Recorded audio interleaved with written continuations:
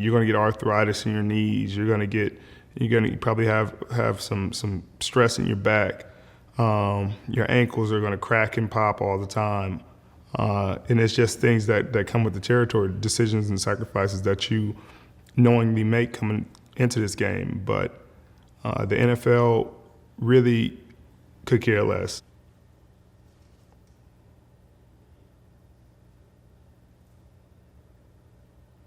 You know, it's hard to stress player safety in such a violent game, because at the end of the day, ratings sell, people want to buy tickets, people are going to come to games regardless.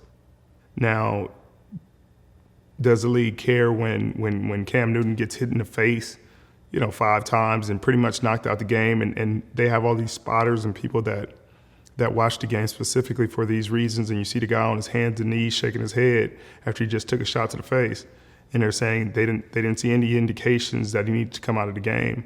If you take the reigning MVP out of a game in the last couple minutes with the game on the line, he'd be frustrated, the fans would be frustrated, but it would be in line with what you said that you wanted to see in terms of player safety, but you didn't, because it would affect the ratings, because it would affect the game. They're a bottom line business. If you can increase their bottom line, then they'll love you. They'll do everything they can to put you out more, to market you, to make sure the fans buy your jersey, to put your jersey out, because it makes them more money. If you're not making them money, then at the end of the day, they're going to find somebody else. We really don't have reason to trust the NFL, and I don't think they mind either way. At the end of the day, they're going to do what they have to do to make their money and to make as much money as they can for the owners. And our union is going to do what they can to protect the interests of the players and the rights of the players, and help them make as much money as possible. And that's the way it's always going to be. I think sometimes the public gets confused by the league-player relationships, thinking that it needs to be amicable to work, and it doesn't. It's not going to be that way, because if you're a race car owner, you have to keep the car running. You have to keep the car running at a high level if you want to make money, if you want to win races, if you want to, do the things that make you successful, that gain you notoriety. So I think the same is true in football. They have to do enough to keep the players in good enough shape to go out there and perform. So that's to the degree they care.